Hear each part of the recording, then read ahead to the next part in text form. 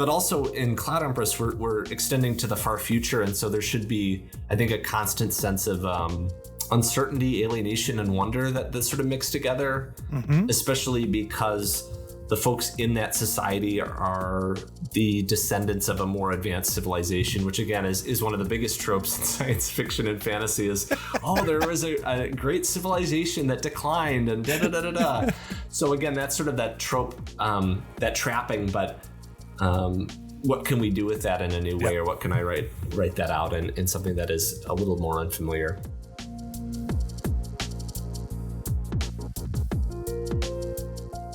One of the biggest compliments this podcast gets is when a previous guest wants to come back and talk even more. Now, I could spend hours talking to Watt about games, play, and design, so be sure to check out our previous conversation in episode 190. We talk a lot about the making of Cloud Empress. But our focus today is on the new expansions for that very game. We talk through GM and player agency and how that matters when you're writing games. They explain how they started as a board game designer and how that carried over to their RPG design approach. Watt goes into detail on how they chose their co-writer and how that worked.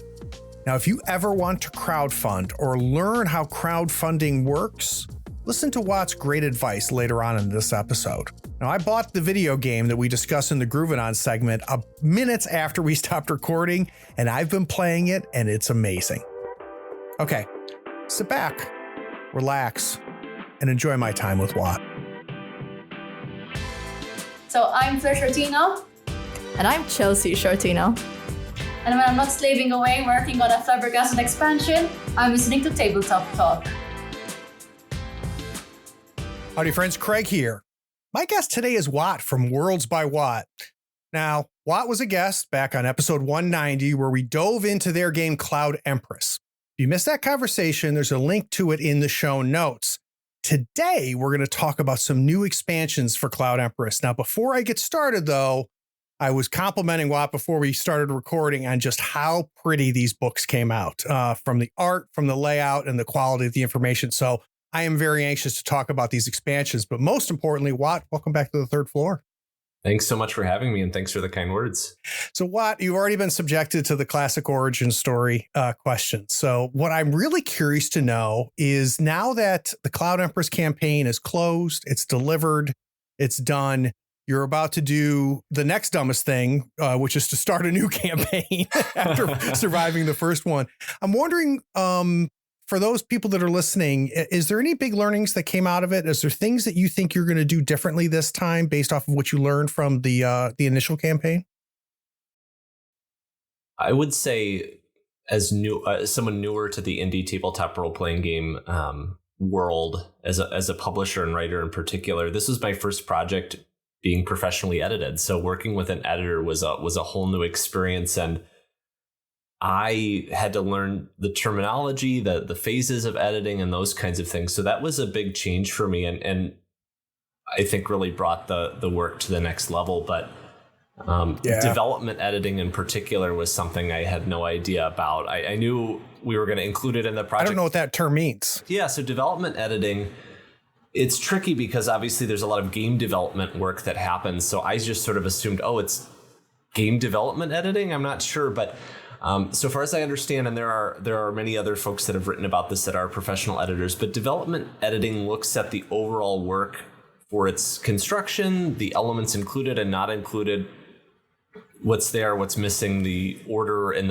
the general framework. And so those larger questions around the manuscript as a whole.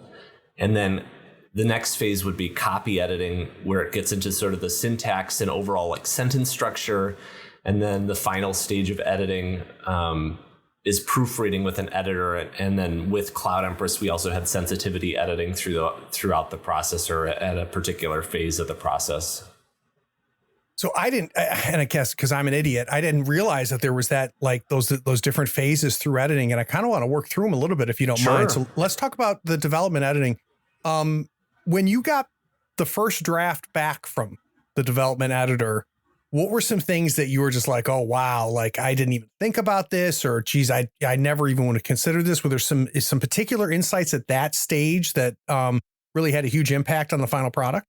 The development stage was quite painful, I would say, in terms of I really tried some things that I don't think worked, and I can talk through what those things were, but I was really trying to take some risks with Cloud Empress and design something that, I don't know, I like innovating in some ways, and I think I've found a couple spaces which we can talk through. I feel like I haven't seen before. They're probably somewhere else, but one Greg thing Stafford did it back in the 70s. Yeah. But other than that, you're right.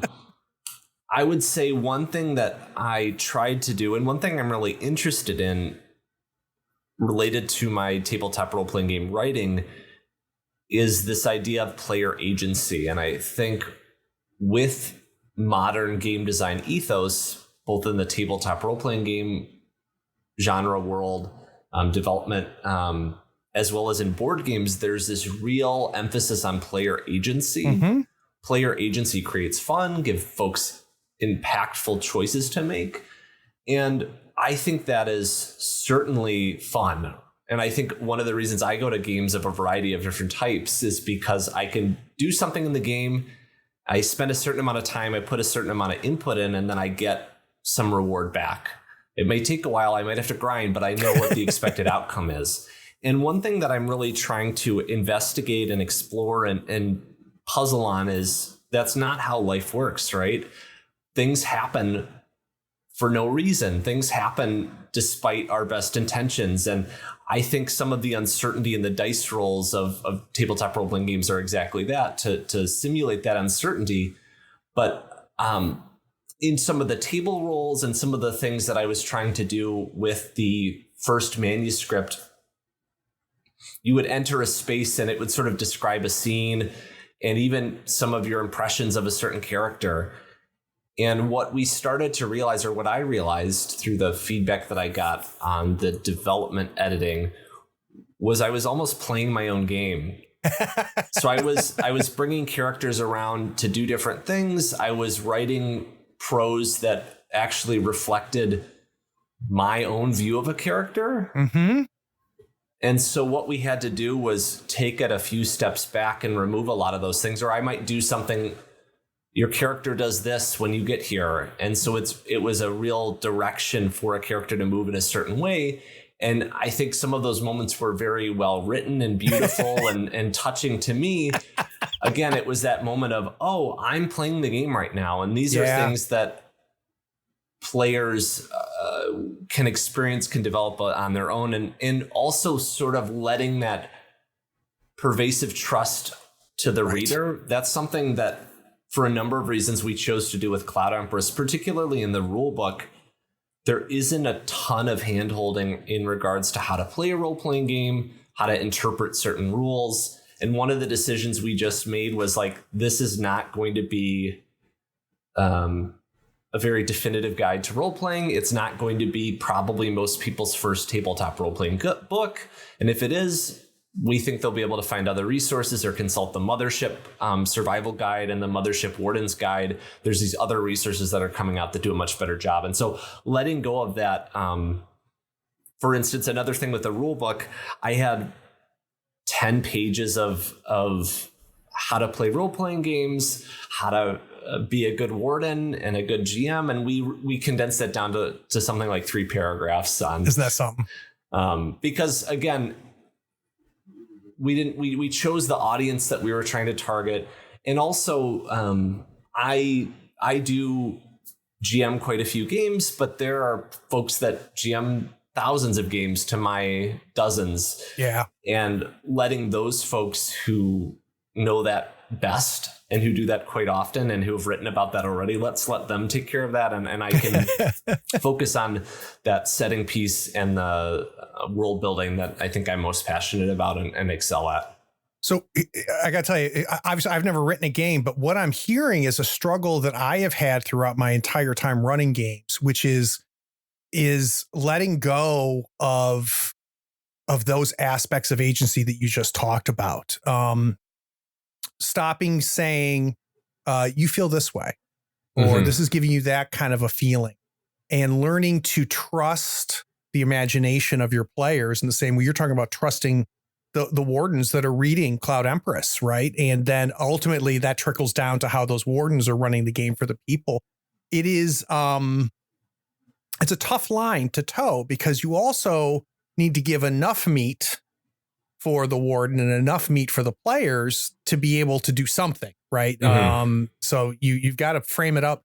I have discussions about this all the time with Anthony Boyd, who's a good friend of mine who is a longtime GM, far more experienced than I. He and I talk like all about this all the time. It's a very, very tough balance and it's a constant struggle. But to your point, I'm finding the more I back off and the more I let go, the better my games are. And it's super interesting. So was there, as you were going back and forth during this development stage, was there feedback that you got? Did the editor come to you and say, hey, Watt, we really need to do this, or you really shouldn't do this? Or you said, well, no, we are going to do this. Was there anything that you pushed back on? Or was it all just you learning and expanding based off of their feedback? Does that make sense? Yeah. And Roz Leahy was the editor for the first Cloud Empress project. I should mention her name. One thing that we talked about and I ultimately felt like was important and something I wanted to include was this idea of some suggestion of the NPCs introduced moving through time and space within the setting. Okay. When I had originally brought the manuscript to Roz, there was a lot of tracking. And so each maybe 30 hexes had different NPCs, and they'd have a little profile picture of the NPC that was referenced elsewhere in the book. And this is number 1. This is number 2. These are the things that they're doing and where they're going. And it came down to, again, that trust of the warden and the game master to do that. Running NPCs is fun and interesting already. Yeah. 2, avoiding the simulation of a video game, an open world sandbox kind of thing, that those things would happen. 3, avoiding this sort of narrative rails system that the system didn't actually reduce work for the warden, in that if something happened to that NPC along the way, then it's just a block of text that you have to ignore or try to repurpose. That being said, I think there's 1 hex and 1 adventure location. The Sleeping Giant includes Onion, who was a character from the intro adventure. So assuming Onion survives, Onion ends up in this irradiated ancient giant in a cell. And this kind of comes back to some of my love of the video game Dark Souls, where you sort of stumble into these NPCs over and over again in different places in the world and how that may change or not change events. So that was something I felt, because it was included, some of the characters were included in this introductory adventure that I thought players would touch. And I had this connective tissue that I wanted to bring in, where we did see some examples of NPCs existing within the world after we may have seen them at an earlier point in time.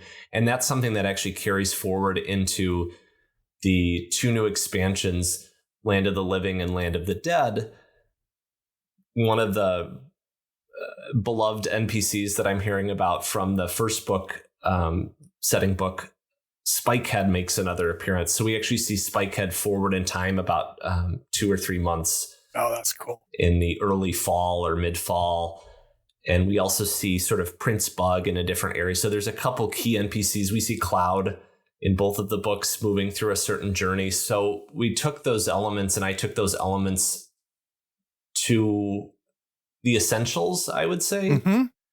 One of the things that I sort of have been thinking about, and I think reflected in the writing of both the previous works and these upcoming works, is this sort of idea of celebrity, in that folks have asked, was this book just about Cloud? Like, what about the Cloud Empress? Like, are we playing as her? Like, what's the deal? And my kind of thought on that is just how much my life is impacted, not maybe substantially, but how much I hear about Taylor Swift. Yeah. Or how much I hear about whomever celebrity, but we hear about these folks, and that impacts our experience of reality. And I think one of the things that I don't love so much sometimes in especially fantasy settings is this sort of centering around the adventuring party as the key agents of the entire world. And so adding this idea that maybe you're not even the main character. Right. There's somebody else doing something really important and you're happening around that. And this character is going on their own journey and you may encounter them or not, with Cloud then being a random table encounter that you can run into and you might not even run into her, that kind of thing. So that's something that I feel leans a little bit away from some of the OSR and maybe adventure heavy trends and genres that Cloud Empress is adjacent to. I think Mothership's adjacent to as well, but leaning a little bit more into some narrative elements or story elements where we are sort of saying certain things are going to happen while also creating, I think the world building attempts to create this sort of flexible, conducive space where, okay, Onion died on the bean barge. Onion's written into this adventure. I think it's pretty easy to say Onion's a wanderling now. Onion's a ghost, or Onion's cursed, or this is an earlier version of Onion that's traveled through time. There's all these sort of rifts and slips in time and space that I think Wardens can easily utilize, or just drop the character entirely. It's an empty jail cell.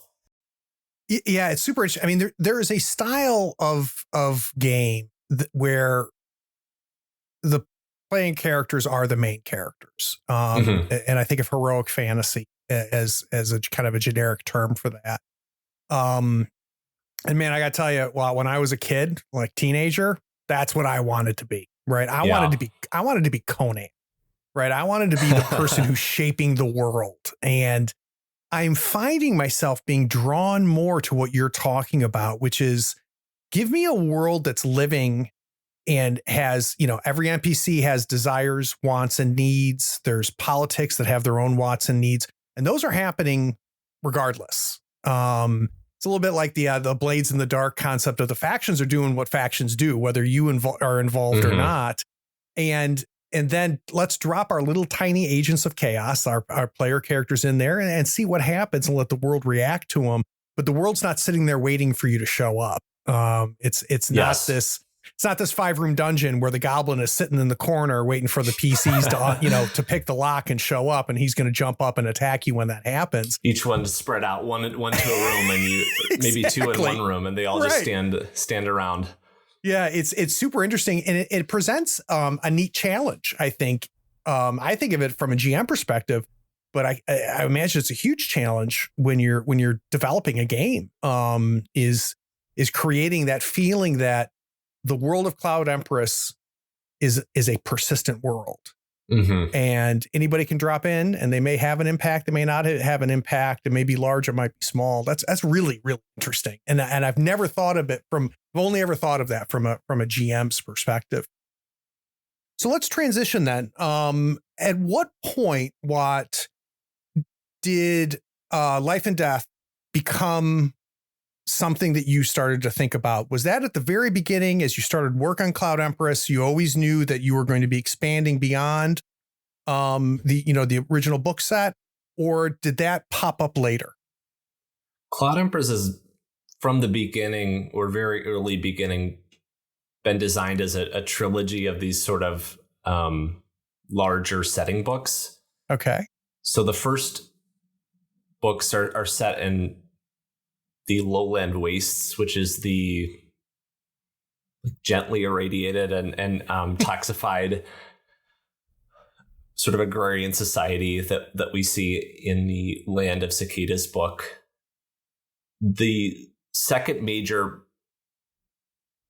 space within the world are the cloud cities that we haven't yet seen. And so that's meant to be the sort of second chapter of books, with the third chapter likely taking place in space, the orbit of the planet, which I haven't talked too much about. But so the idea with the release cycle for my own sanity and what I thought was reasonable was and is currently this idea of a larger release some supplemental setting books, another larger release, some supplemental setting books. That sort of changed over time, in that at one point I thought, well, maybe I would do a separate rule book for the clouds, and have whole new character classes and those kinds of things.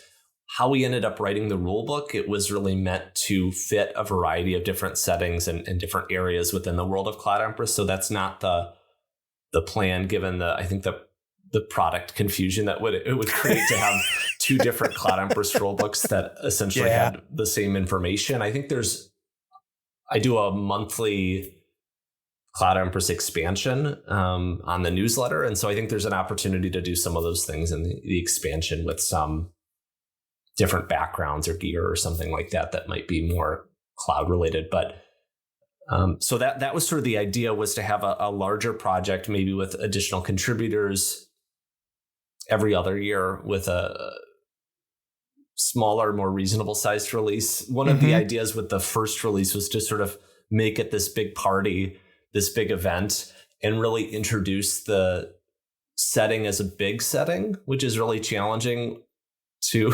start big and actually print it and complete it. I'm a person who, if I had done this project 5 to 6 years ago, I would have tried to publish it as a 500-page book. Right. And it would never have come out. Yeah. I would have worked 7 years on it and then immediately realized, oh, this stuff isn't working, or I'm playing my own role-playing game, but I would have spent 5 years doing that and then coming to an editor with an even bigger mess than what I brought to Roz. So the idea is to really sort of check along the way. Yeah. Real quick on that though. So what changed about you that got you off of that rail? You said 4 or 5 years ago, you'd have done it this one way, but you did it a different way. When did you make that adjustment as a creator? When did you decide, to take a far more reasonable approach and get off the 500-page hardback train? What changed about you that made you change that? I started my intensive work in the gaming business as a board game designer. Okay. Around the time Pandemic Legacy Season 1, if folks are familiar with that, this legacy style board game that wasn't exactly new with that, but really revolutionized what games could be and inspired Gloomhaven in a lot of ways, which is now such a big thing.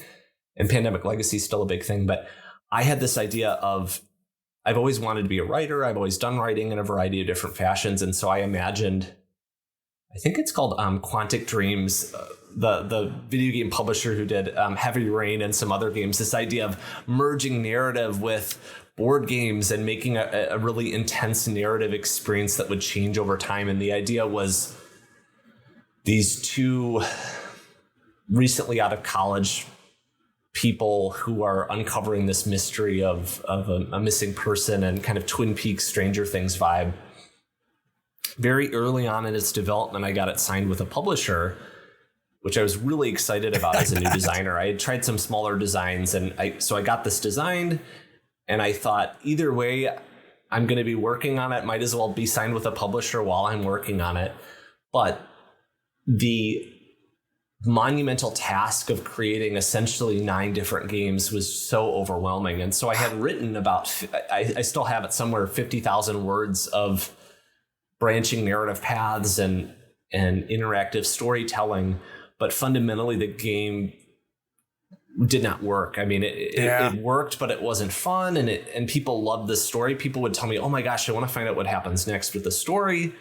The gameplay, you need to do these things. And it wasn't a totally unfun game, but it was nowhere near where it was ready. And at the same time, the publisher I was working with could not assign the development resources the game needed. Yep. As I was seeing other folks doing similar projects, one, I saw that the projects become delayed for 2 or 3 years after what they had promised. So I was seeing these companies run into the same problems. But 2, I was also seeing that they had 3 to 5 almost full-time employees working on these things. And so it was me alone as a first-time designer working on this. And so eventually I ended the contract. We had a contract renewal period where I was offered to keep working on it. And I thought, one thing I'll say, I started a new project.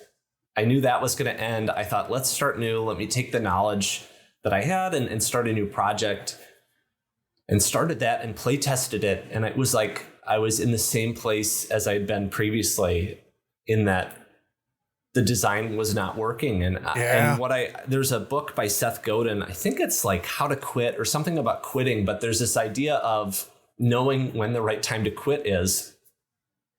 And his argument is, if you can't see progress in your ability after a significant amount of time, then, there's not probably going to be more progress later.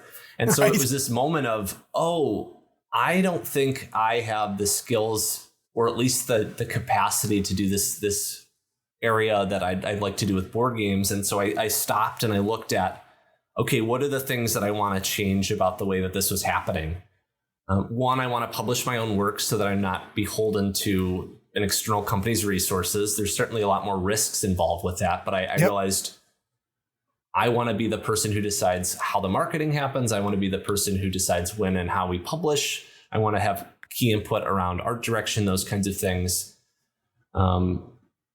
Two, it was, okay, I think I have some game design skills. The game I made wasn't totally unplayable. There were fun elements about it, but I realized I didn't either have the time or maybe the brain for the amazing mechanical design of interlocking gameplay, at least in cardboard and paper. So I realized with all of my designs in the tabletop role-playing game space, they're all based on an existing system. And so I'm using the experience of others to generate the content that sort of makes the game run.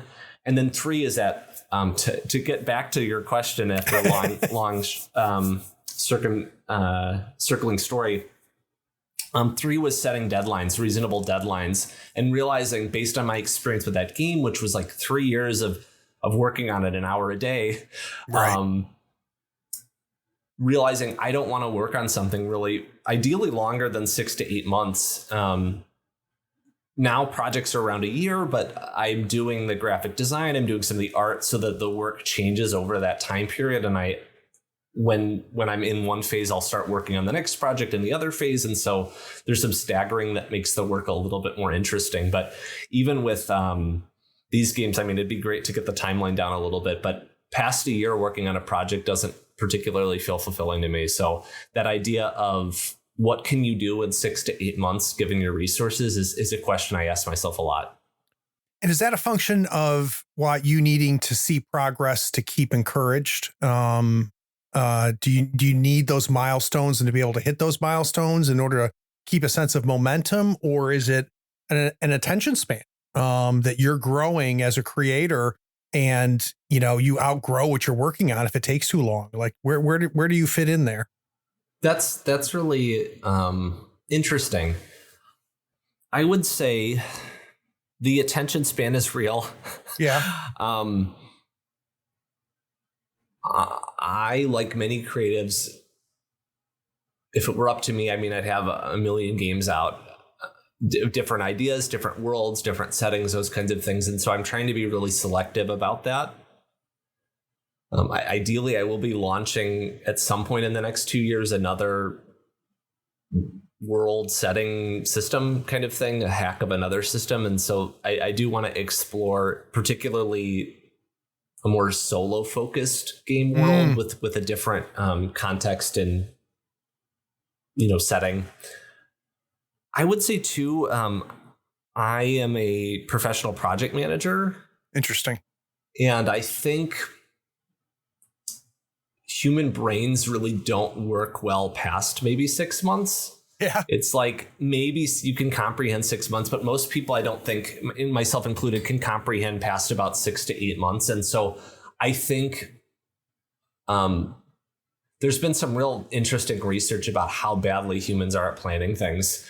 And so I think there's sort of this event horizon or some horizon that planning gets even worse after that period. So if you're already planning incorrectly, 6 months will turn into a year. If you're planning incorrectly and you're doing a year, that might turn into 2 years. And so there's some Even trying to plan for 6 months with Cloud Empress, the first books, I probably doubled the page number in terms of just drafting and content I had to cut. And that's where these books came from. One of the books was originally going to be part of the original project, and looking at the page count and the other constraints of the project, it just had to be cut mid-campaign, which was a painful decision that we had to work through as a community.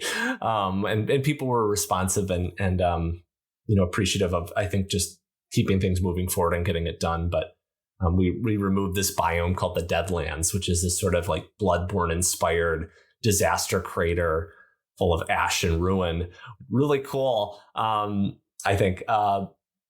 But we had sort of pitched that as part of the original project, and then realized we have a 60 page limit on what staples can hold, and even that is probably too many pages. So something needs to go, and let's cut one of the biomes and expand the others to make them a little bit more fleshed out.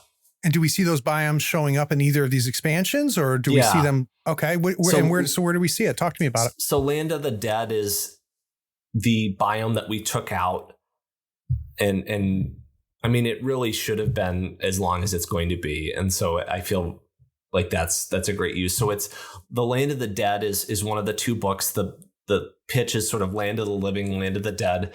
These are two hex map expansions to Land of the Cicadas that'll connect to the map, and so Land of the Dead is that Deadlands area where one of the cloud cities has fallen and destroyed the land underneath. And so it's this ashen wasteland that's been this way for about 100 years. And then there is the city itself is in the center because of the materials it was made out of. It's in rubble and ruin, but it's full of ghosts still trying to fight the fires of the fallen city. And that's cool. Some of the safety force from within the city evacuated into their bunkers, and so they actually survived, and they sort of still rule the area. So that's one of the books in its entirety is that sort of area. The other area is this book called Land of the Living, which is an exploration of more of ecological sustainability and this intermingling and symbiosis with fungus and spores and some of the things that imagining what might thrive in a really difficult environment. I think spores and fungus, and from all the things we know about their ability to eat radiation and all sorts of weird stuff that they do, this is an area that is sort of thriving, that does have challenges, but it has this area called the Garden, which is this overgrown spore forest. And then I think we're calling it Big Blue, which is the Lake Michigan, essentially. But it's nice. Because one of the things that I have to come to is that Land of the Cicadas is sort of directly mapped over the American Midwest. I don't think I realized that. Illinois. Yeah. So I have to kind of tell people that now.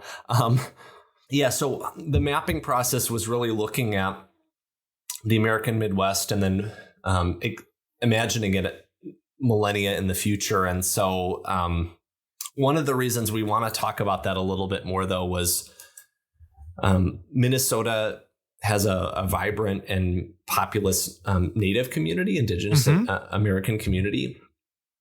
And one of the things that was really important to me as we're thinking about the far future is thinking about survival and resilience and what culture looks like throughout that, and really wanting to make sure that Native voices and Native representation was part of that vision. And so the other piece, though, is not making it too blended together or non-specific. One of the things that is a recurring element of Cloud Empress is sort of imagining what might survive this cultural zeitgeist thousands of years in the future. One of the inspirations there being Dune, where the Catholic Bible exists in the Dune universe, and these things, especially given that Cloud Empress sort of focuses on this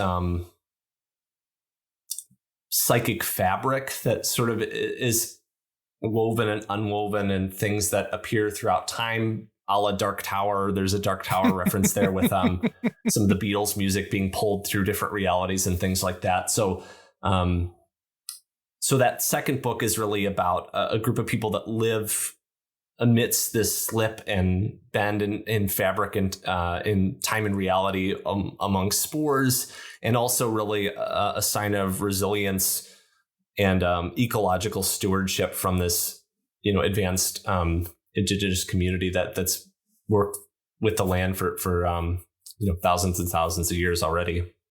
So it sounds like each of these books, The Life and the Death, the Spores and the Deadlands, these are maps that extend beyond what the land of the cicadas that we've gotten in our first books. Is that accurate? Yes. Did I pick that up? So here's an interesting question then. Are they only a place to go with a player group that has gone through the land of cicadas, or could we start in one of those two lands? So could we bring in some new PCs and start in the land of the dead, or start with the spore map? Or do you really need to kind of go through the initial setting first? Does that make sense? Both are designed to be standalone setting books. And so we're reproducing the hex crawl rules, for example, so that you'll have all the rules to go through the hex crawl. Part of that's just building a product line that doesn't have a bunch of this is required to play this. Right. And the rulebook's free. So the real idea is that we'd create a really modular product line where someone could pick up the book that most interests them. M. Matson, the co-author, I should say, of Land of the Living, that is helping in so many ways, but particularly in the imagining of Anishinaabe and Ojibwe culture in the far, far future, as well as just the region. And we're both Minnesota locals, so we're kind of talking about Minnesota and all sorts of stuff, Midwest. Bugs, they have a fantastic love of spores and fungi, so they're teaching me quite a lot about that. And that makes something very different about this, though. And I wanted to talk a little bit about that, if we could, which is you working and co-writing and co-designing with somebody, which is a change from you, if I'm understanding correctly. And with anything new, there's going to be stuff that's awesome about it, and then things that are challenges. So let's talk about what's been awesome about it. By having someone co-write and co-design with you, what's working? And is this specific to that type of design and work, or is it specific to M? The awesome aspect of working with a co-writer, it feels, writing often feels like kind of an emperor's new clothes situation where you work on something. I don't know, maybe that's not an exactly fitting analogy, but you just don't know how it's going to appear to other people. Yeah. And that's not to say that Em and my perspective is going to be accurate and people are going to love the new books. I hope they will. But there is that conversation that can happen and deep investment from both writers that at least we're coming to consensus and challenging each other's ideas. I think M's caught some of my defaults. And like one what? of the things that, with the character of Spikehead, which I mentioned before, Spikehead sort of categorized in the first book as like a messiah, almost some kind of strange, otherworldly, fungal messiah that is this miracle, but deeply disturbing, as many miracles are. So as we extend that to the new books, my sort of default was this sort of Jesus crucifixion thing. Okay. With some of his followers, like, let's talk about religious fanaticism. Let's talk about penance and punishment. And I think the co-writer, if you build the right environment and trust, your first idea isn't wrong, but I think one of the things with the first books that we tried to do, and I worked with 5 different writers on these adventures, these 6-page adventure, mini adventures. That was sort of my start of it. And I think made me feel more confident that I was going to be able to do this with M. M and I had originally talked about them writing one of the 6-page adventures, and it didn't work out due to some scheduling constraints. And I think, your first was I talked with writers about having a new idea on each page. Something, and this was from some blog posts that I won't be able to reference anymore, but where is the subversion?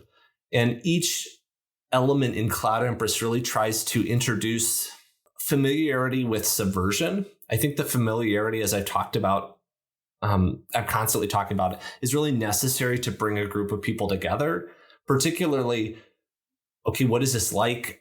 Nausicaä-inspired is one of the big catchwords for Cloud Empress. So a lot of the elements of Nausicaä are sort of presented in the giant bugs. We have the giants, but as an artist,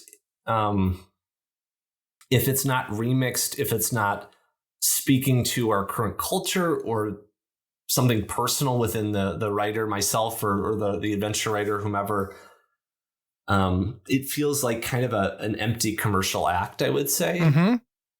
Or regurgitation, right? Which doesn't have value. Yeah. So that I think Luke Gehring calls it shining the pearl or shining the diamond, but it's this idea of like you're going to have to dig 2 or 3 times to get to the weirdness or the uniqueness there. And that doesn't mean that something has to be totally out there, but what's the unique angle on this? Either how do I write this in a unique way? Is there some kind of unique element to it? Part of that is just, again, philosophically, I think it's important to create new things, even if they are the variation or remixes. But also in Cloud Empress, we're extending to the far future. And so there should be, I think, a constant sense of uncertainty, alienation, and wonder that sort of mix together, especially because the folks in that society are the descendants of a more advanced civilization, which again is one of the biggest tropes in science fiction and fantasy is, there was a great civilization that declined and da-da-da-da-da. So again, that's sort of that trope, that trapping, but what can we do with that in a new way, or what can I write that out in something that is a little more unfamiliar? Well, and you can't subvert something that's unfamiliar, right? You have to have that level of familiarity first before the subversion can happen. And that's where it gets interesting. So I'm going to try to figure out how to phrase this. Maybe the easiest way, YM, right? Mm-hmm. You have all these other writers that helped you out and that you've had contact with. When did you decide I was going to co-do this with them? And why them?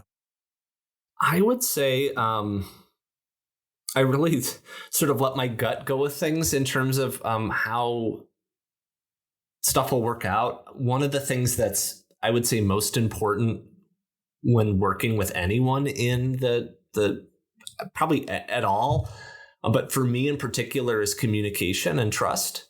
Okay. I would much rather work with someone who was, this is going to sound bad. This is an M, but I've tried to talk to some like immensely talented people in the field. And sometimes like they're really difficult to communicate with. You don't hear back from them. They're short. You don't feel like it's a two-way communication kind of thing. You feel like you're doing them a favor. And I'm hoping I don't, people are busy too, right? So sure. I'm sure I hope not, but I probably have come off that way to somebody maybe at some point in my life. So finding somebody that you can communicate well with, I think Em and I have that. I think the local piece, writing about the Midwest was something that's been sort of central to the project, and not all of the writers, obviously it's an international writing team from the first project. So, sorry, my chihuahua's trying to get up, I think. That's okay.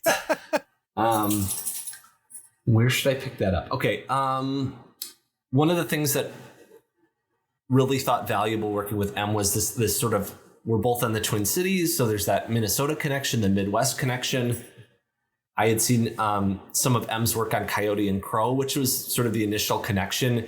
It's Native American indigenous imagining of the far future. So there was that immediate connection, obviously, between M's science fiction interest and ability in that area that connected directly with Cloud Empress. And then one of the big things with the project, really wanting to sort of celebrate and amplify trans and queer voices. So M is Two-Spirit. So that was another piece where it was just all these sort of connections coming together and a relationship that seemed to work really well and an interest in the same kind of pieces. And we've sort of worked out, you never know how these things are going to go. But as we were working it, it's been going great. So if I were to trick M into coming on the show and ask them to fill in the blank, and I were to say, what's the hardest part of working with Watt is blank. What do you think M would answer? I would say the scope of the work we're trying to do. How so? We're trying to write, it's 60 pages, which doesn't sound like a lot maybe, but we're trying to get 60 pages done in like 4 months. Mm-hmm. So if you're on point, that's like a page a day.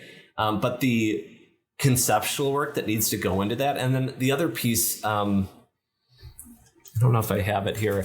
I guess it's not helpful to show, but I have a map here of the hex map, but each map is like over 100 hexes. And so each one of those hexes is its own idea, its own story, but then also in this condensed way that is quick to grab, easy to read, and doesn't over explain. And so I would say the magnitude of I hope this doesn't. People write bigger books than this, right? But I think one of the ways that I'm trying to position Worlds by Watt in particular is this idea of excellent products with excellent customer service and excellent project management. It's this piece where a lot of people can write a giant setting book.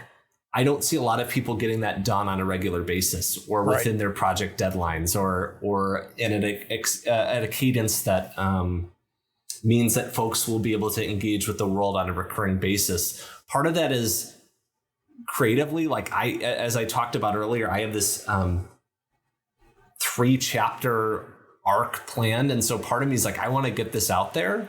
Mm-hmm. The other part though is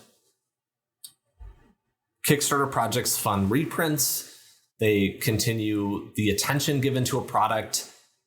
They do a number of things to help the community know that the game is still alive. And so part of that is meeting these deadlines to ensure that those things happen. And so I think the timeline, while not unreasonable, is challenging. Mm-hmm. And the brain stretching needed to come up with mini adventures within this larger hex map with all of these different ideas in each hex is, I would say, pretty ambitious, at least for the way that we're doing it and the time scale or time frame that we're doing it.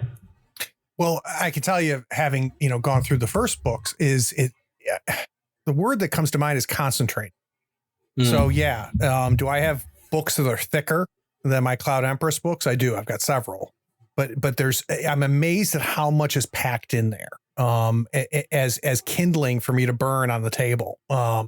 So, you talking about creating a hex crawl where every hex matters and every hex has its own uniqueness and its own delivery and its own impact.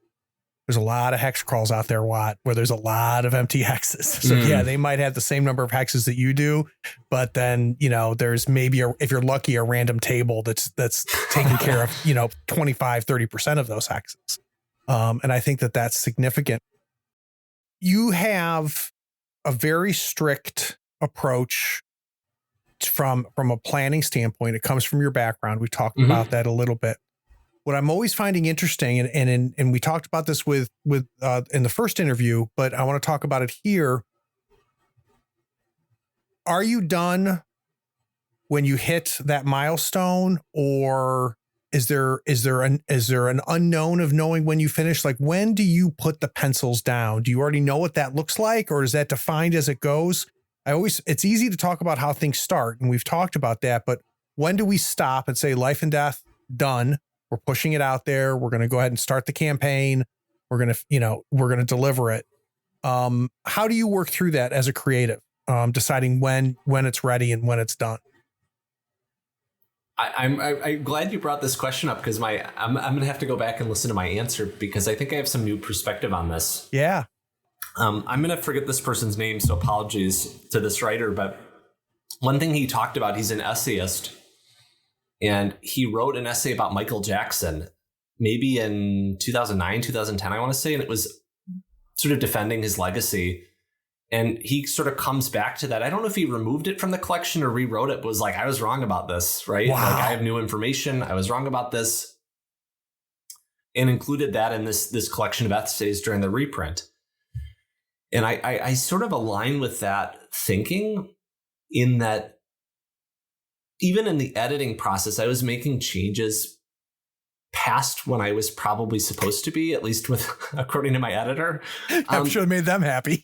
Because it was like, I know this is better this way, right? Right. I think at a certain point you can, having done some of the art in the books and being a visual artist as well, primarily through illustration, you can overwork something, right? You can keep shading something to death or take out the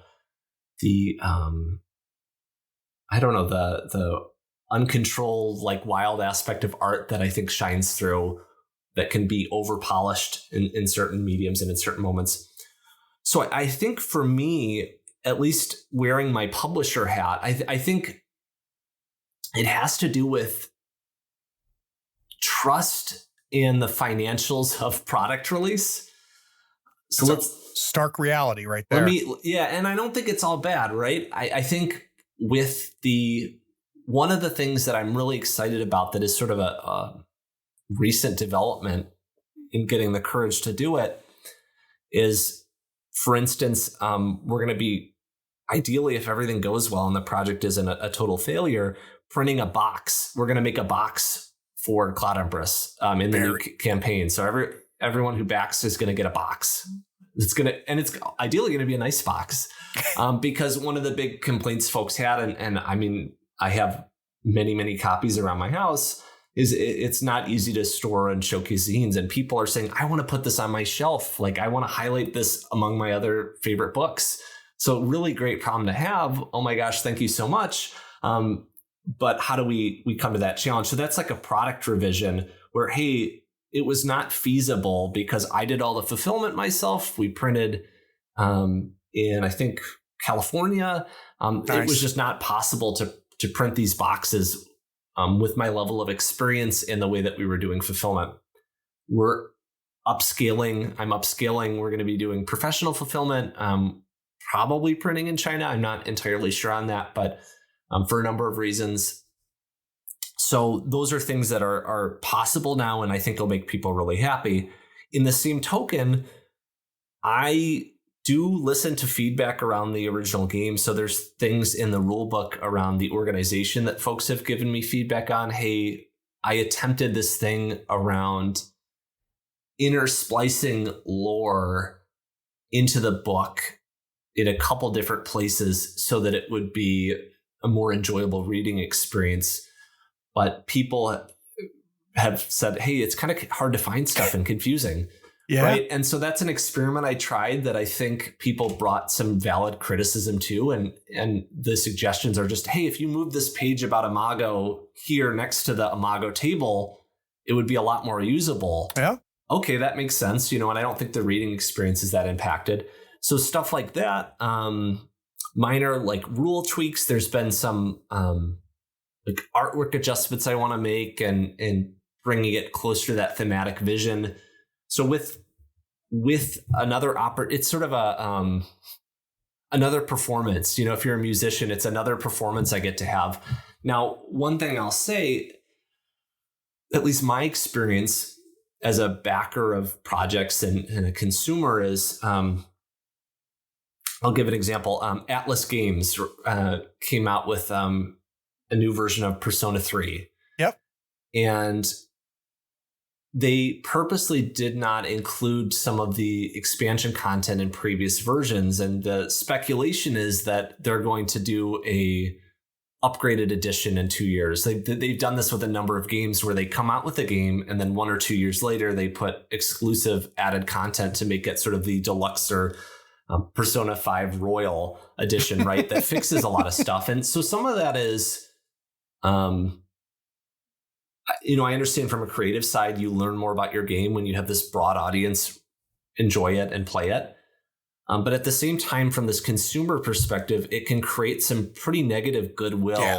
Well, negative feelings when someone feels like you're trying to make 2 sales off of a single product. You're making me rebuy, and that makes me mad. And so publishers can do certain things I've seen, like an upgrade kit or maybe a reduction in the price. And obviously people don't need to rebuy things. I think the other piece too is, as a publisher and a creator,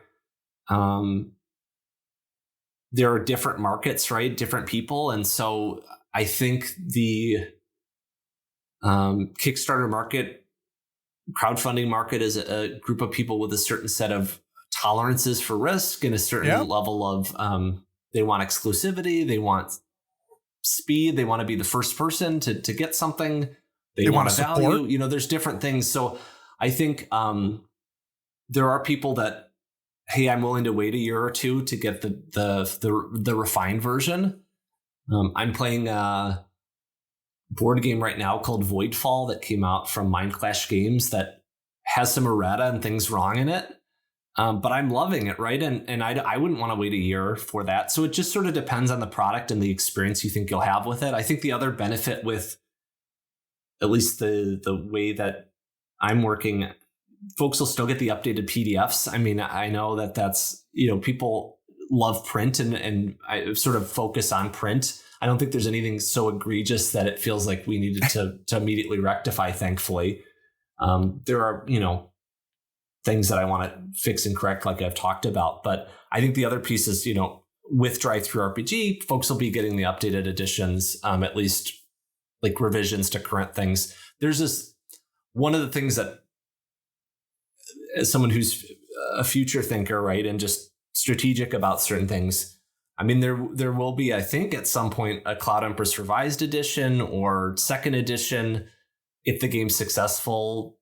But I think that's, again, that trust piece where what is there to revise, right? What is there to do in a new edition? And really making that a justified case for some major changes or major upgrades or something that really distinguishes the product. I know D&D and the 5e sort of stuff is calling into question some of those things where when is it about sales and when is it about refinement and developing new experiences and making the sort of best version of the artwork or the game that you're trying to make. Yeah, and that's a tough needle to thread a lot of times because it's very easy for us to poo-poo the product aspect of it and the commercial aspect of it, but it's a reality. If games are not bought, then games are not made. And we have to recognize that. One last thing I want to talk about with you, Watt, which I find super interesting, is this idea of community and communities that gather around games. And I know that's something that's important to you. So what's your perspective on that? And why does that matter to you? I'll give an analogy. There's two stories I'll tell. Yeah. The first story is, I think it's Marty Neumeier, who is a graphic design teacher out in California, if I'm getting the name right. But he asks classes, if he still teaches or did for a long time, he'll go into a graphic design class or an art class and say, what do you all think about sales? What do you think about salespeople? And people will go, oh, they're slimy. They're always trying to take advantage of you. Used car salesmen. They don't want what's best for you. All this kinds of stuff. And he'll sort of pause, at least how he tells the story. And he'll say, well, you all are in the business of sales. You're either selling someone else's product or you're selling your own services. So we need to think about sales differently. Okay, what was the question? I had another example. We could talk about community and the idea of building a community. Yep. So, like I said, Marty Neumeier will say you're in the sales business. The second example I'll give is I'll see a lot of YouTube videos come up. How I made $10,000 as an artist. How I make my living as a creative artist.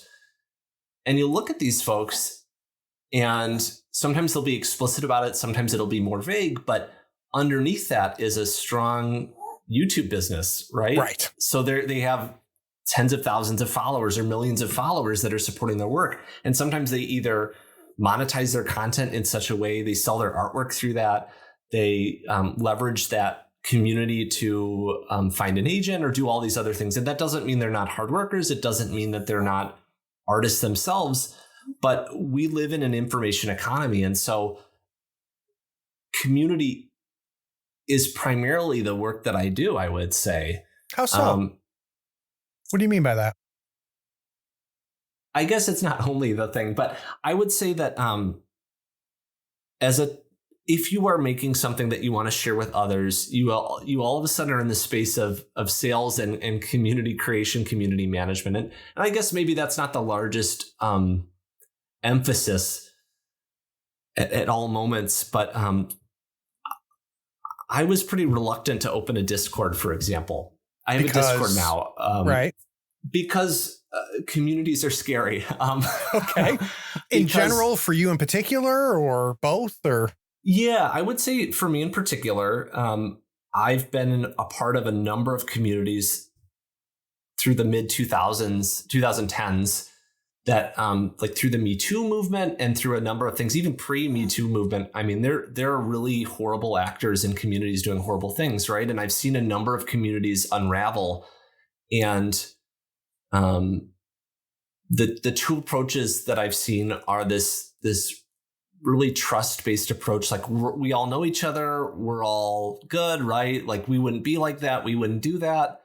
And 9 times out of 10, that type of attitude is the attitude I've seen that really supports like abuse on the borders, or things that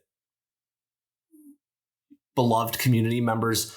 And then, hey, what happened to that person? Oh, we don't know, but something happened between those two people, right? And especially when we're talking about this, creating a community platform, all of a sudden you're putting people in these parasocial relationships where they have access to a variety of folks of different ages, all these kinds of things. YouTube, and this is I think any place there are power imbalances and celebrity people can exploit these things. So I don't think it's particular to any single community, but even communities aligned around a variety of values against, we're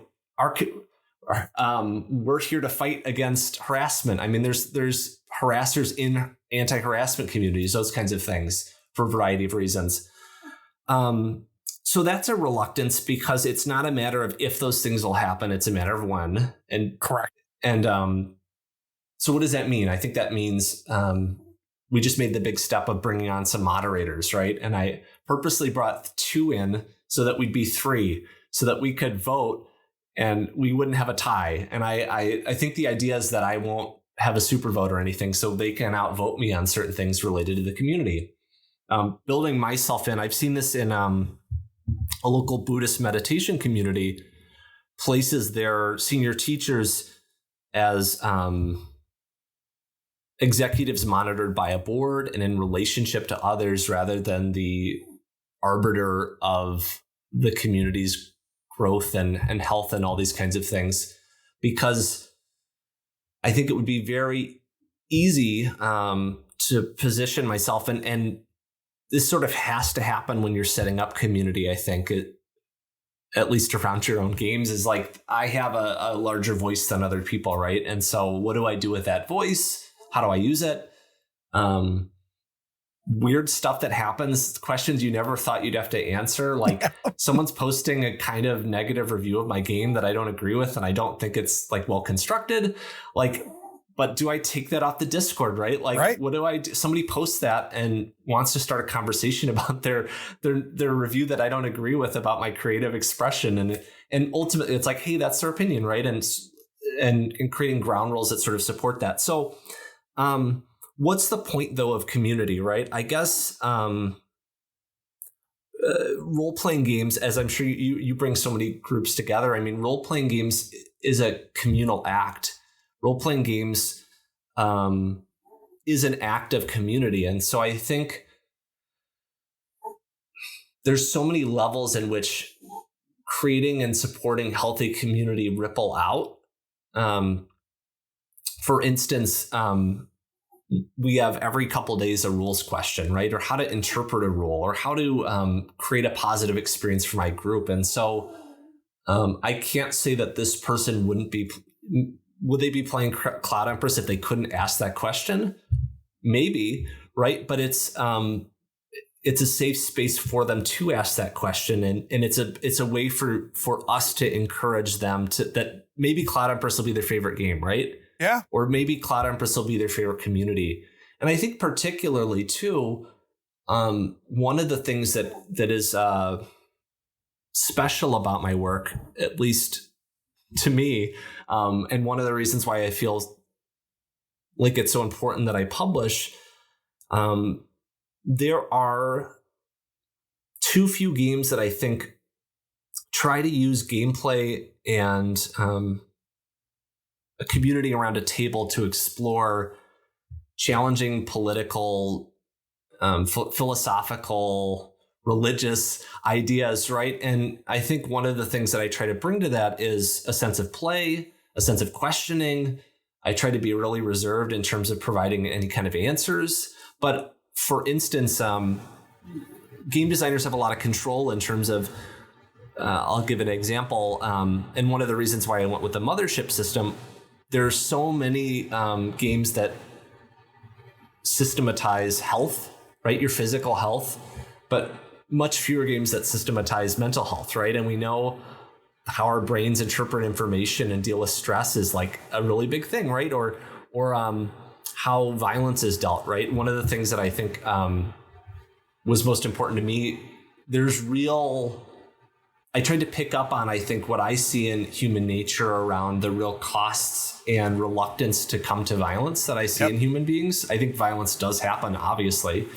But I've had numerous life experiences where people are reluctant to start violence, or they care about the community around them. And so bringing folks together that are interested in that. I mean, if you find, for folks that are thinking about publishing or creating a game or a world or a setting or something like that, trying to find that uniqueness, I think one of the benefits is there are people that come out of the woodwork that are just like, hey, I love Nausicaä. I love Studio Ghibli, but I like their darker films. You know, they're more challenging works.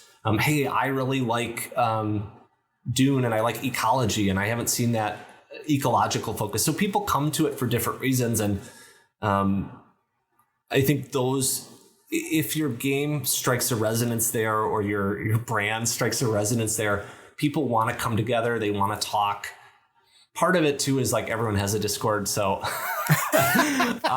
so if you don't have one, what does that mean? Right. But people like stuff like that. And ultimately too, I mean, I think life, the older I get, life is just so much about connecting with other human beings. The memories and the relationships we develop with other human beings. And what a unique opportunity to be connecting internationally too. I mean, that's just the folks that I would have never thought I could meet so many folks around the world for tabletop role-playing games and connect with people and play across time zones, and folks waking up at really early hours to play together, all these kinds of things. So I think there's certainly the largest challenges to building community in terms of like harms that can happen, fears that you can have around it. But there's also the emotional and the like life affirming benefits. I will say, not to end with probably the least important, but I will talk about it, as financially, there's huge incentives to building community as well, right? So Stonemaier Games, for example, has this champions program, and Jamie Stigmeyer there really helps people feel like they're a part of Stonemaier Games' success, because they are. So helping people feel like they are connected to the success in ways that feel meaningful is so valuable. And in, again, the information economy,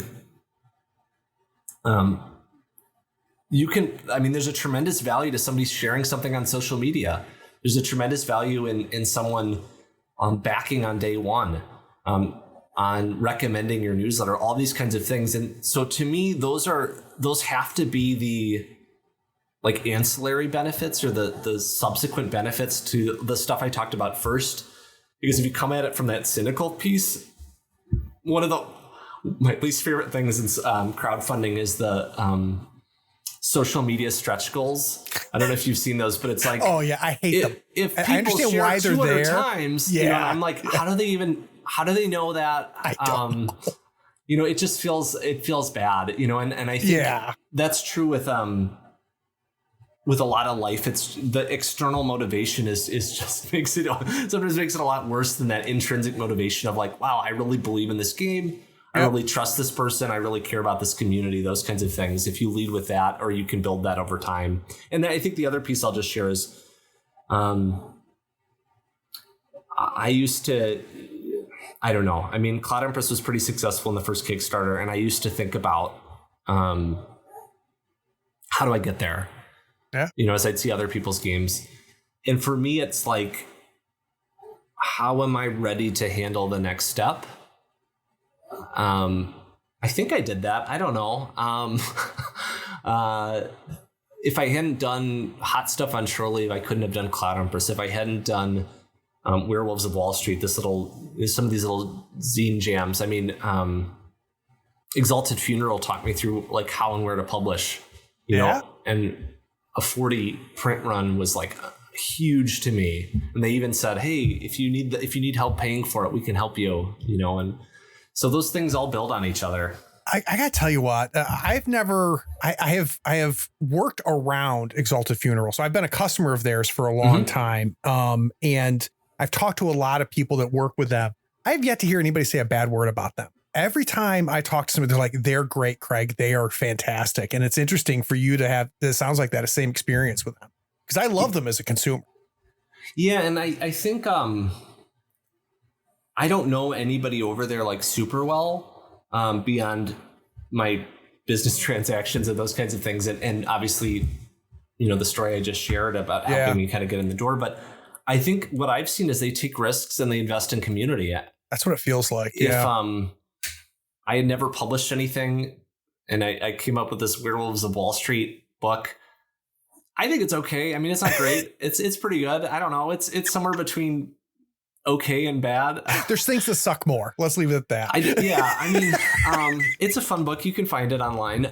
It's free. But if I had heard, oh, well, you need 1,000 followers or, right, crowdfund this and then show us that you can sell 200 copies and do this. I mean, that just stifles creativity and community. And I think one of the things like I really liked publishing Cloud Empress as a zine because there's this like zine mentality where it's like, let's take risks. Let's try something. Let's be imperfect.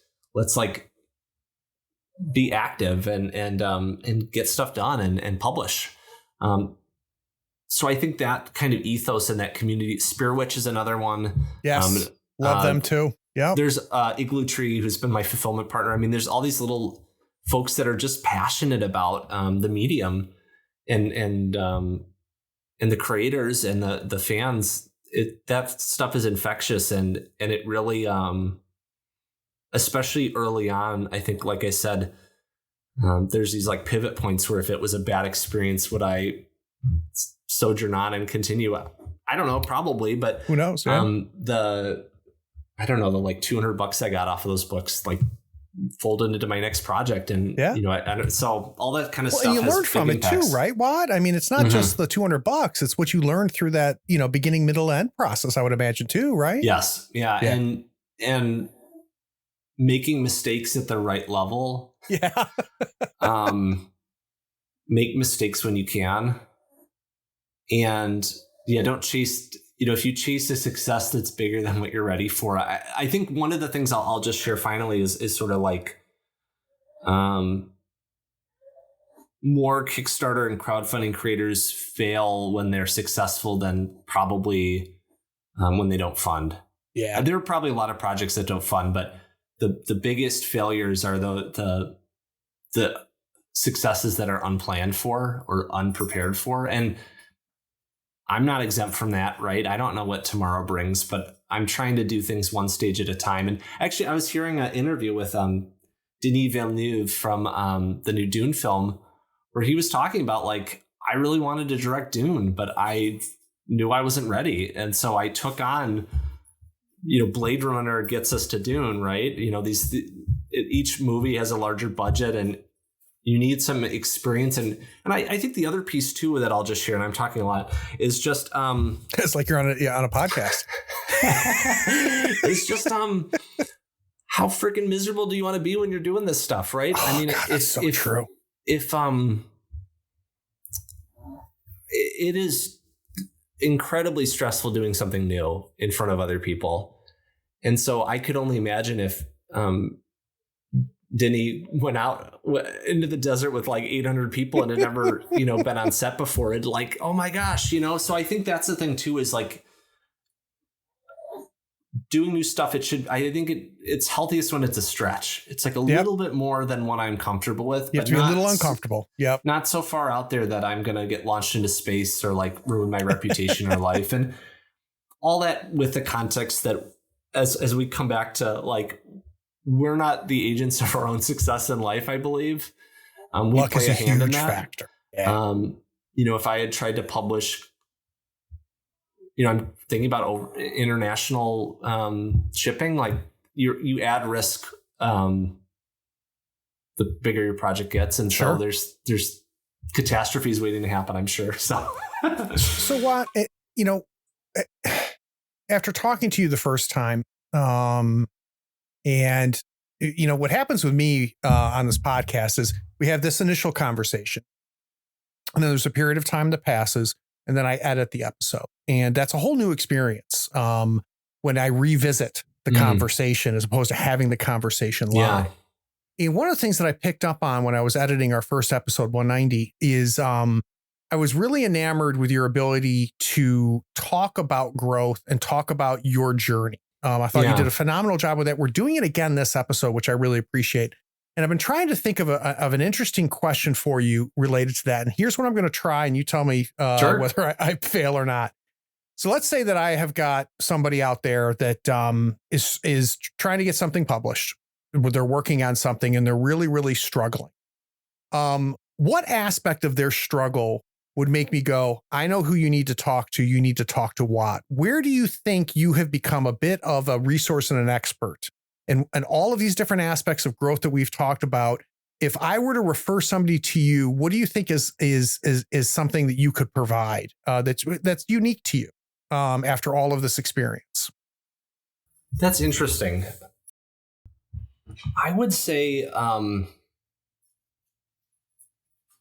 I would probably hand somebody a bunch of books. I think what folks don't see probably about my process is I take a lot of professional trainings. I read a lot of books about business. I think that's one thing that Sean McCoy kind of taught me. Yeah. Was applying a business approach to crowdfunding. And I think the other piece, I think there's twofold, right? I think helping people maybe through coaching or just questions to define success for themselves. One of the things I used to do when I interviewed folks on my newsletter is like, what would it mean for this project to be successful? Really defining what success looks like as a creator, but also on a project to project level is really important. Yep. And then if success is related to business outcomes, developing business skills, or hiring for those things that you can't do. Because I have run into, and this comes back to like my board game publishing life. Publishers were some really nice people. We had a friendly relationship. But they had a bigger bank account than the skills to support the projects they were trying to do. Yeah. In terms of communication and project management and development.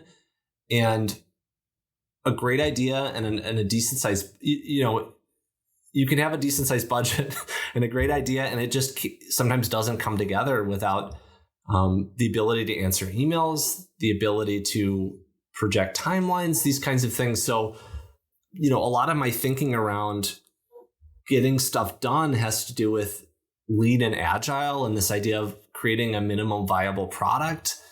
And there's so many free resources, I'll say. I mean, I've taken a lot of professional development. I have my project management professional certification. So I've gotten certifications and things like that. So some of that, what you're seeing on the outside is time spent in these professional disciplines. But I've watched probably like 50 to 100 GDC talks on game design. I mean, that's, but there's free stuff out there, right? You can get free training, LinkedIn Learning with most library cards. You can check out books from the library. So all this kinds of stuff. Small Giants was a book that I've been thinking about in terms of the success piece, about how to pace yourself with success. So that's the piece, I think, if someone's going down a business route, are you going to enjoy that? Mm-hmm. My dad was a small business owner, and so I have a lot of examples of in a creative field. And it became kind of soul-sucking for him and really painful because his health insurance was attached to his creative endeavors, right? And so that's something like, I know I always want to work in another job so that I have health insurance, right? At least in America. International folks, you probably have a different, situation, but you can't work towards something you haven't defined. Or it's that all roads lead to, if you don't know where you're going, all roads are the right roads or something like that. I don't know.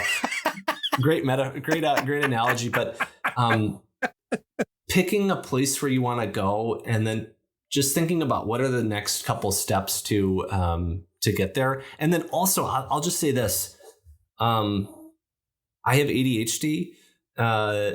So I need to systematize work. Right. And I think that's successful writers in particular I hear about.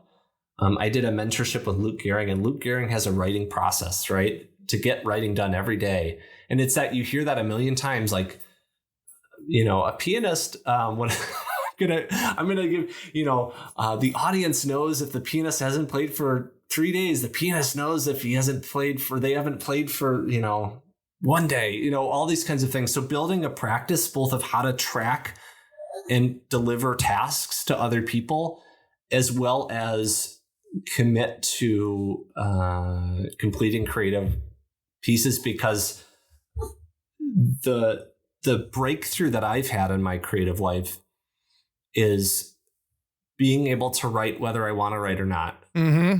Once you get there, it is like the fourth dimension. And I'm not always writing good stuff, right? But sitting down and finding a way to get to good stuff is the practice of writing.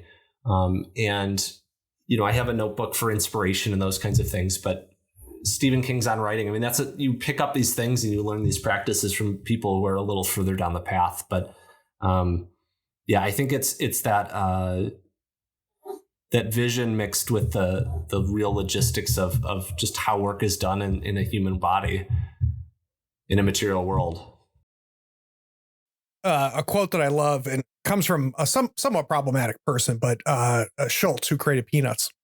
One quote of his that I absolutely love is, my pencil is full of some really good drawings and a lot of bad drawings. And the only way I can get to the good ones is to draw the bad ones first. And I love that concept because that's kind of what you're talking about, which is you got to sit down and you got to make. And it doesn't mean everything you're going to make is going to be perfect. And we can make in our head for a long time. But until we create, we can't create the garbage. And we got to create the garbage before we create the good. And we have to sift through that. And I think that's a huge learning lesson. The one thing that I gleaned from you that I really enjoy, Watt, is hearing your project management background and how it's infused into this creative process. And it's all throughout this discussion, which I love. We've talked a lot about the Cloud Empress Life and Death expansions, but those will be coming to Kickstarter April 2nd. So I hope to see some of you all there. Most definitely. And this will be coming out during the campaign. So everybody knows what to do. They can scroll down right now. In the show notes is the link directly to the campaign. You can check it out. And, if you survived episode 190 without getting Cloud Empress, there's no way you're surviving this episode without getting it. So there's a link to where you can pick up Cloud Empress as well. So guys, we're going to take a quick break. When we get back from this break, we're going to get to one of my favorite segments of the show. We've been talking a long time now about all the things that Watt makes. I want to find out what Watt consumes. We're going to find out what Watt's been grooving on. We'll be right back.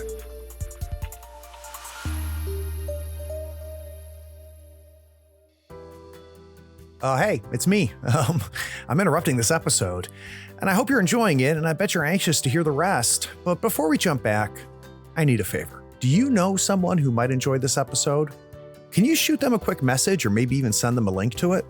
Listeners sharing this podcast was the primary reason we almost doubled our audience last year. Also, would you like to see and hear these games in action? Go to the Third Floor Wars YouTube channel and Twitch stream.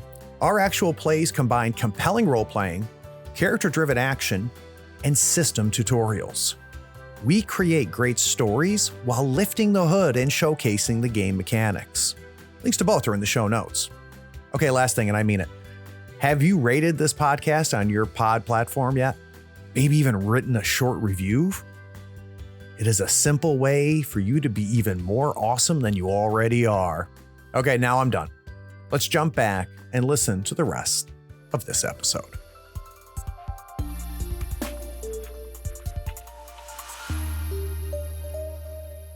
You had a great time with this last time, Watt. We got a lot of really good recommendations from you, but it's been a little while since we've talked. So has there been a game, a show, a movie, or something recently that has just captivated you, that has really kind of taken over your brain? I'll try to bring it back to an RPG, but the it doesn't have to be. The couple things that are currently on my plate are Helldivers 2. I keep hearing about that. What is this game? I keep hearing about it, but I haven't explored it yet. I did play Helldivers 1, which was a top-down combination of like bullet hell meets Contra kind of thing.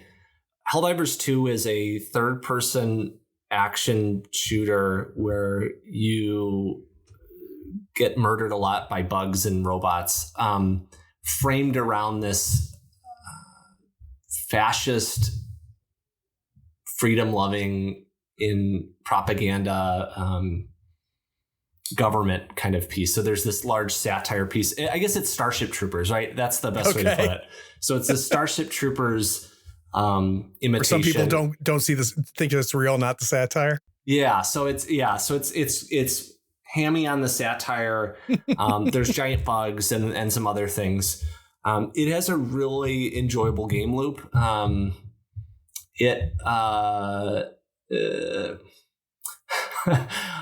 So it has a really enjoyable game loop. I think for me, the satire doesn't work. Oh, interesting. It's Why is very that? over the top. Okay. But one of the things I've learned about satire was from the only way to know if an anti-war film is an anti-war film is looking at the number of enlisted recruits around the time the film was viewed. So if a film is an anti-war film, that number will go down or stay the same. But what you'll see from even supposed anti-war films is a lot of times like those numbers go up, right? Right. So something I'll hear when I'm playing and makes me uncomfortable is like these very like, yeah, democracy, pro-liberty, this, and people are doing it to be funny and joke within the context of the game. But there needs to be that, I don't know, critical lens. I mean, when you're regurgitating some of these things, it's amazing how folks can reinterpret media. I mean, I heard that American History X has like become like a beloved film with Nazis. It's amazing. Right? And part of that's, or Fight Club's. Fight Club's the other one. Yep. And part of that is to segue to my second point, my second content. I'm just starting to, we're through 2 seasons of Succession, which is a show I never watched before. One of the things I think Succession does really well is it continually and fundamentally grounds bad actors in the consequences of their bad actions, in that it's miserable. Yep. Right. Even when someone is successful, we see how it hollows out their family, how it hollows out their sense of self, how it builds in their sense of fragility. And to me, that reflects my own interpretations and perspectives on the world. I see folks that need power. It's a pretty strong need. And so dictators, like these people, they aren't the self-confident. It's obvious when someone's not self-confident, right? I mean, there's a number of figures you could point to in our society. So I think Succession does a really great job where something like, I've never seen it because it seemed distasteful to me, but Wolves of Wall Street, which I've written a whole satire on. Yeah. Wolves of Wall Street, at least in the trailers and the clips I've seen, presents a lot of it as really fun. Yeah. And that's okay, but where do we point the camera, right? And I think when we have bad actors in our society or aspects of our society, I think the artist, they don't have a responsibility, but to me, it's a lot more interesting to see those elements of how commercialization and exploitation of power and status. One, I mean, it's affirming to know that to get all this money wouldn't be that great. We know that. I mean, that's the whole trick of, I think, being a human being, right? It's like, I know I don't want to be famous, but I want to be famous. Like, I know I don't want to be rich, but I want to be rich. Yeah. And it's like that frog analogy where the frog heats up a little by little by little. I love animals, so apologies for the killing the frog thing, but we always need just a little bit more. And once we get that little bit more, we'll be okay. And there's no real top to that if we're not engaged in, I think, some kind of ethical, moral, or spiritual practice to kind of restrain us.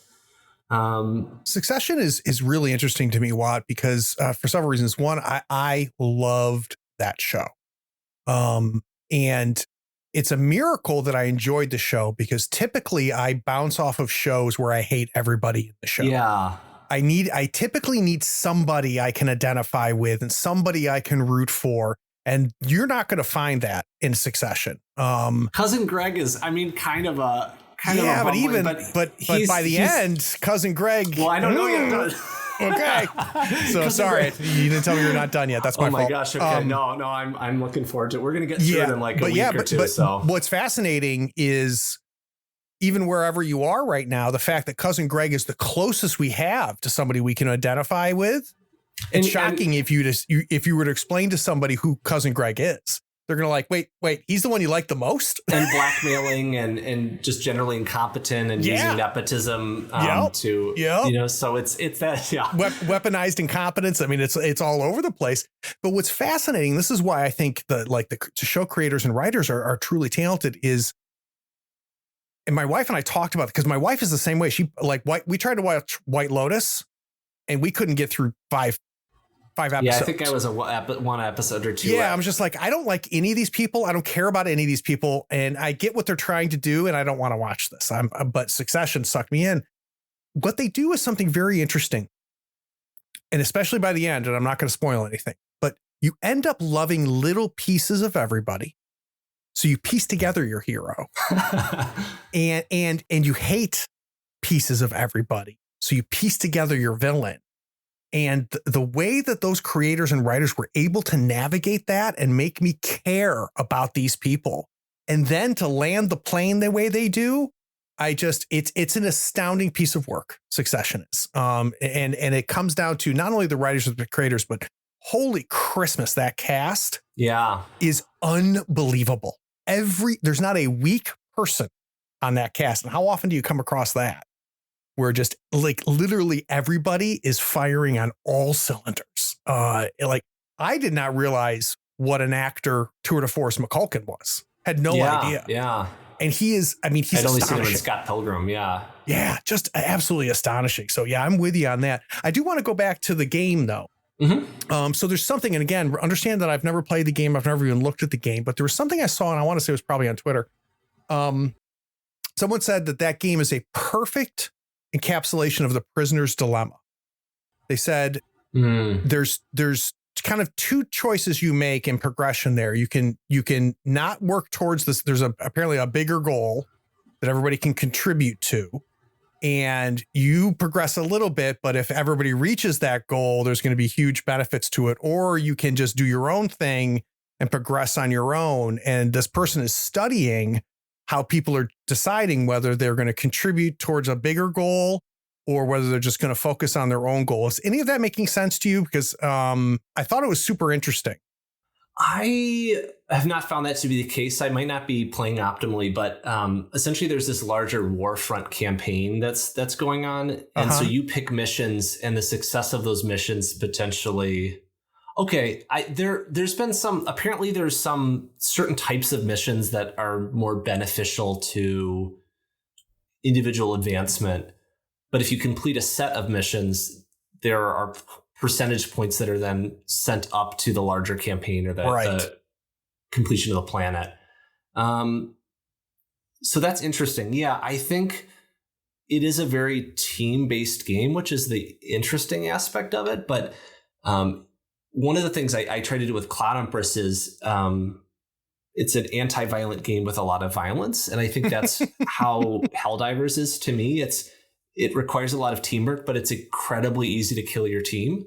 Interesting. So you can call in some kind of like bomb that blows everyone up on accident.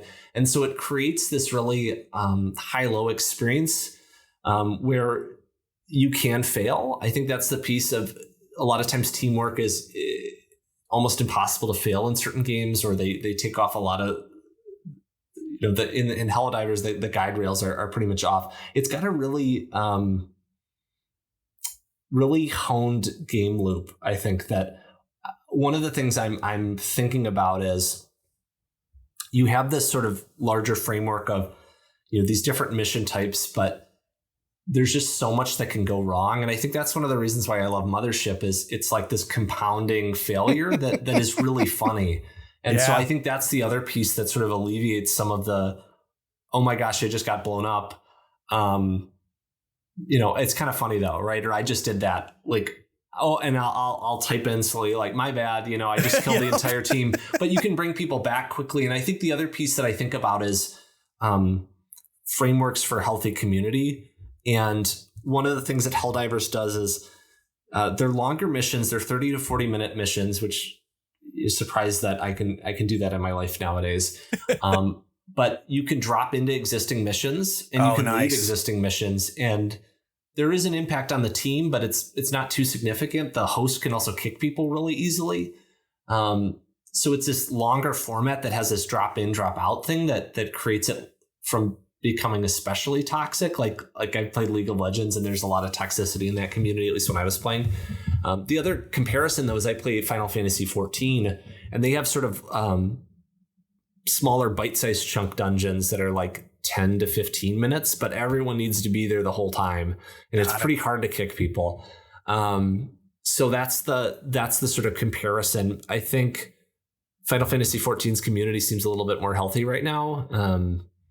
We'll see where Helldivers goes. I don't know how long I'll be playing it. One of the problems I have with Helldivers too is I played Call of Duty a little while when it came out, but how to put this? Guns are, to me, like there's so much gun violence that anything that you get new guns as your primary upgrade, like new explosives, new guns, and while there are certainly like fun to be had with that, it just getting excited about a new gun to me, and I know people love firearms, right? But to me, like in the context of the world we live in, getting excited about a new firearm contributes at least my brain to a culture that I don't love. Yeah, it's not how you want to play, and that's okay. I do think though that I have been thinking about this idea of over time and evolution and culturally, I think there's probably some like lizard brain limbic system hunting thing that's going on. Where like bringing a group of people together to hunt something, I think is probably built into us as a species to survive, right? And so I think it's activating some of those impulses of like, oh, I did this cool thing in front of my friends, right? Or we were all gonna die, but then we didn't, or we snuck up on this thing. So that teamwork hunting thing is pretty fun. So yeah, that's that's the other piece. I guess the other thing, last item I'll bring up Voidfall. I should bring up a tabletop role-playing game, but Voidfall's on my mind. I mentioned it before. Yeah, talk to me about it. It is a board game that's a 4X, 3X style board game where you play as one of the last uncorrupted houses in a galactic civilization. The old rulers of the galaxy connected with a being outside the dimension that then corrupted everyone into sort of, I don't know, Lovecraftian monstrosities of kinds. Okay.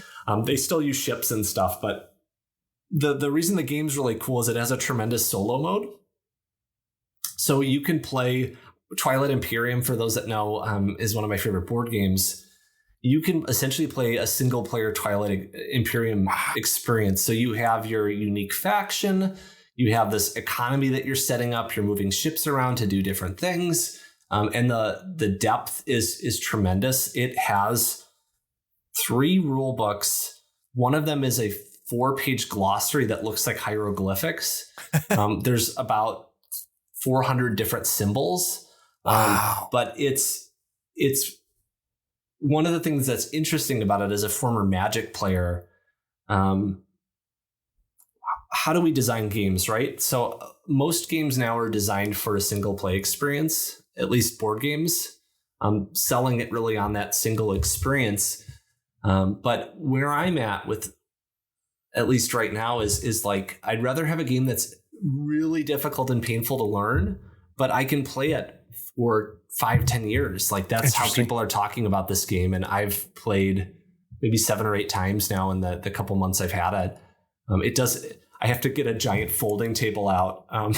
So it looks like we joke, it's like I'm doing voter registration or a raffle with all these pieces out for single player. But I think that's the other piece too, is Cloud Empress is meant to be pretty pick up and play. It's set in a 3-month period in this one summer at this one period of time. People can play these other settings in part because there isn't a lot of progression outside of the items and spells and different things that you get. But I am thinking about this, like, deep experience that the gaming industry can create for certain things, and how not everything needs to be so shallow. But I am thinking about, too, the types of experiences you can create that are different as a solo experience. Yeah. One of the things that I'm kind of interested in exploring is how depressing you can make something. There are things that are really depressing or challenging or uncomfortable to talk about that I think might be, and have been, but could be further explored in solo gaming, that I think I would be really uncomfortable or wary of bringing up at a larger table. Maybe a small group could handle, but that's something I'm also thinking about. So I'm reading some history books about some post-World War II reconstruction across the globe while I'm thinking about potential setting development for a new intellectual property. So here, we'll finish off with me giving a recommendation that wasn't asked for. There's a solo game called Dead Belt by Sean and Navi Drake. It is mechanically an incredibly interesting game. So I think mechanically you're going to find it very interesting. It does different things than a lot of the other solo RPGs out there do. The thematics of it and the depressing aspect of it that you just talked about made me immediately think of it. So I do the same thing I always do whenever I recommend something. Go out, buy it. If it's garbage, I'll pay it back. I'm sure if it's coming from you, I'm sure I'll like it. And I have a sneaking suspicion that you're gonna dig it, especially now that you're kind of exploring that aspect of it. So I'll leave it with that. Also, boy, there is a lot of pages of expansions for Cloud Empress you can write on a Tuesday night, and that would have probably been far more productive than sitting and talking to me for 90 minutes. So I owe you a big favor, Watt. I really appreciate you coming back on. Thank you so much. And for those of you listening, you made it. This is the end. And I appreciate you listening to the whole thing. Take care.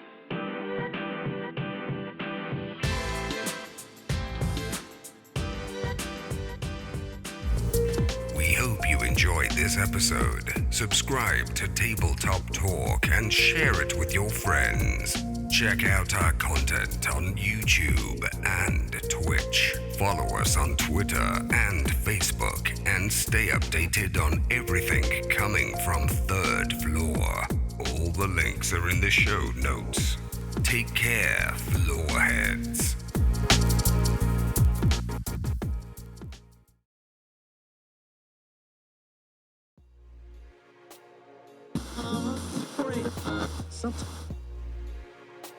You're the best.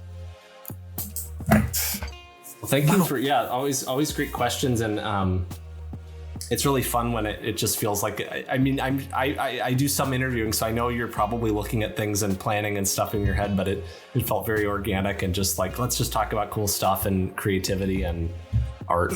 Literally what I try to make this feel like is that, it's why I literally have no questions in front of me. I just have certain topics I want to try to hit. That's awesome. Yeah, and that's just kind brave. of organically go. It's worked for me. Yeah, and I think it's nice. Like, I felt very heard. Good. And I think that's something that I was always a bad actor because I could never get over thinking about my lines and actually just mouthing them sometimes when other people. So listening is just such a gift and a skill. So I appreciate the nice gift that you have. I don't know if you realize what a huge compliment that is to me, because that's a huge target. It's part of the reason that I do this. The games you run, I think too, the actual play stuff, I really see that in your work there too. So I can tell it's something you practice on. Yeah, next time I feel down, I'm just going to call you up.